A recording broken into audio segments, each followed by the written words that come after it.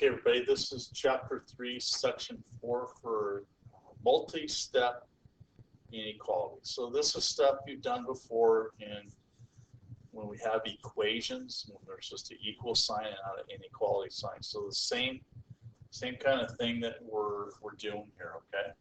So we're going to go ahead and write down this inequality right here, okay? And we're just going to solve it, okay? So you still want to isolate the x, and you're still going to want to maybe undo some multiplication there with division, okay? So I'm actually going to let you guys start right away. Just see, solve it. But then what I want you to do is once you get it done, I want you to find a solution and check it and see if it works. And I'd also like you to go ahead and graph it. We might as well just keep practicing that so we never mess that up. So graph it, your solution when you're done. Once again, too, I go kind of quick on videos, so please make sure, if you get kind of behind, hit pause, and then be able to hit play when you get caught up. And ask any questions or get a hold of me to get some help.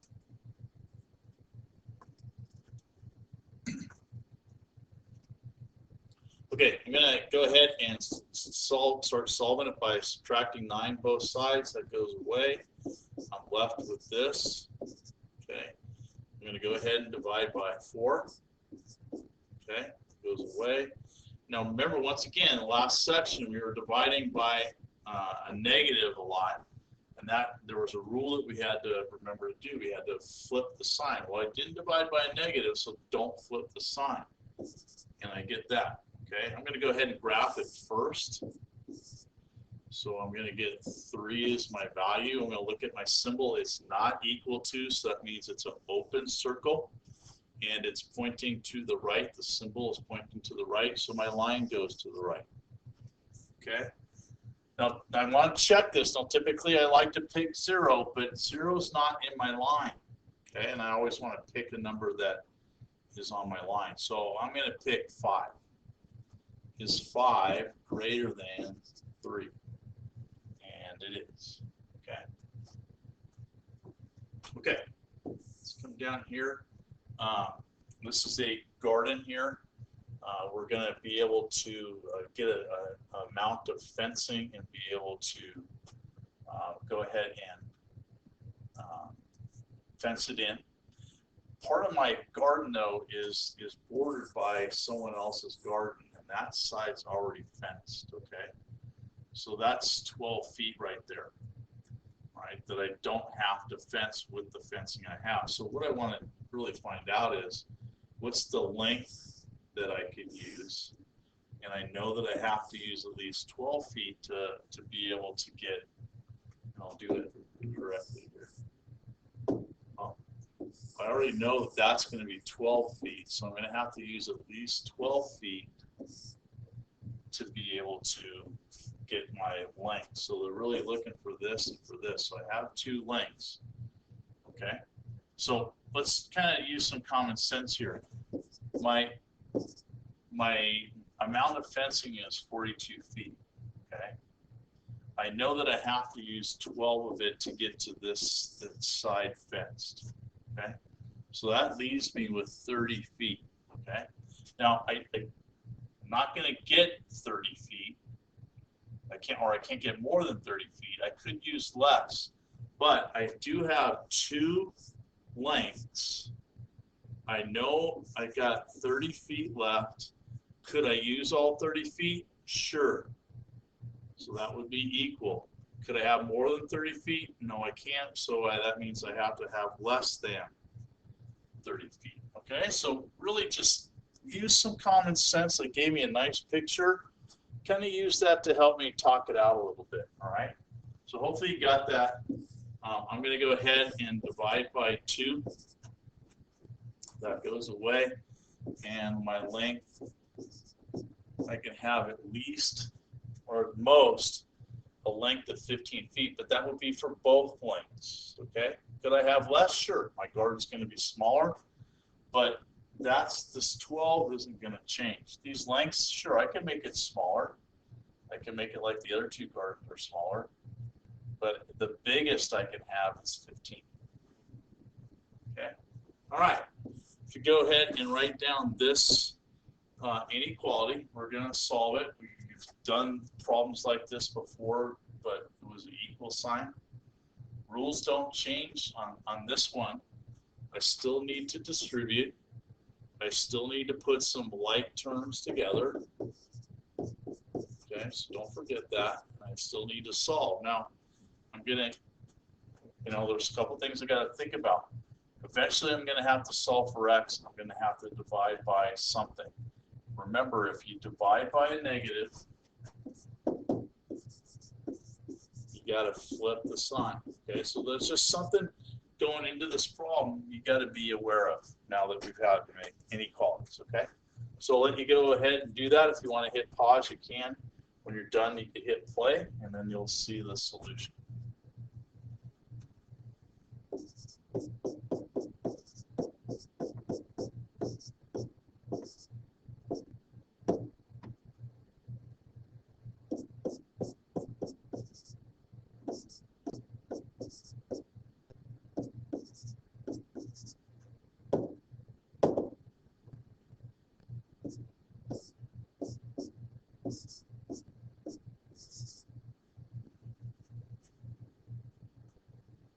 Okay, you get down to here, and this too, you got to get away from this mistake. Well, I'm really kind of like adding those together, but I'm going to get a bigger negative number. So I know my answer is negative.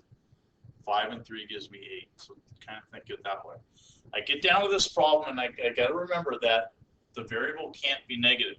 It's a negative 1x. I need to make it a positive 1x. How do I fix that?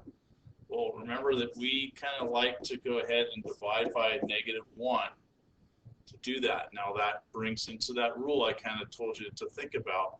I'm dividing by a negative number. Doesn't matter what it is. Divided by a negative. So first off, that makes this a positive x, but it forces me then to flip the sign. Changes direction.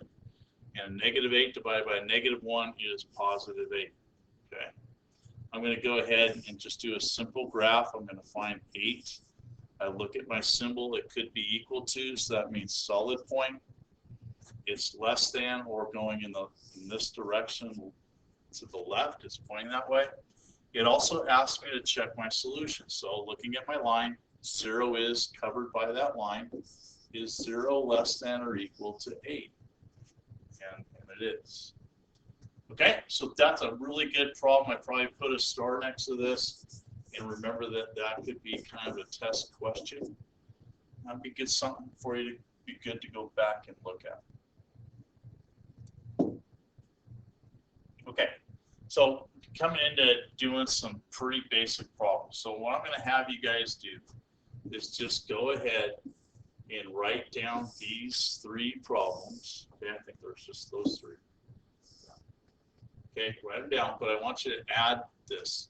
I want you to graph it, and I want you to check the solution.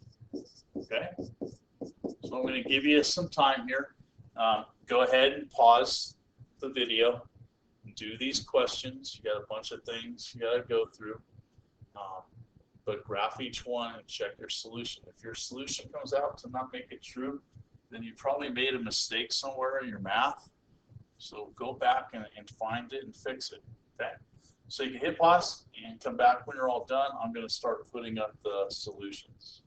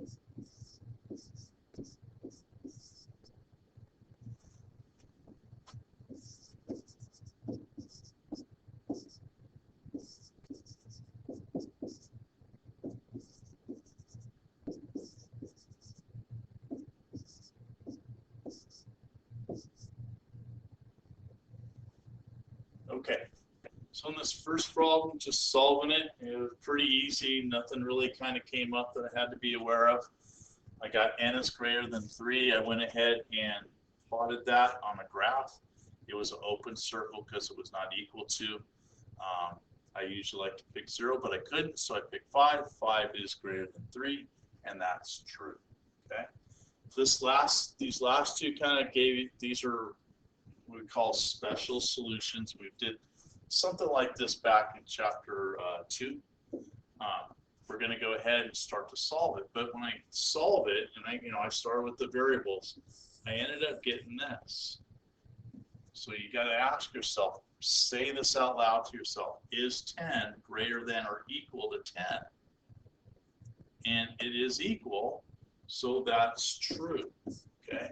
Now I really couldn't graph it, but it would be a number line with just a line going in both directions. That means I could put anything in there. It's all real numbers. So we have that fancy R kind of comes back for us, okay? The second one, I started to solve it, and I got my variables went away again, because that's kind of what I start with. I get -5 is greater than 7.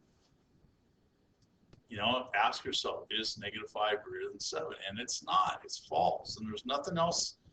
I didn't do anything wrong. Nothing else I could do. So this is false.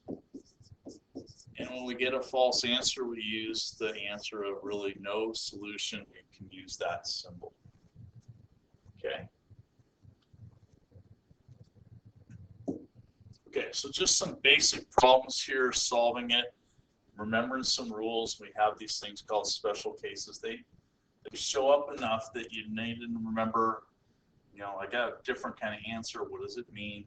Say it to yourself, and usually that kind of gets you kick-started, okay? All right. So once again, if you have some issues, make sure that you get a hold of me, and make sure you go back over these notes.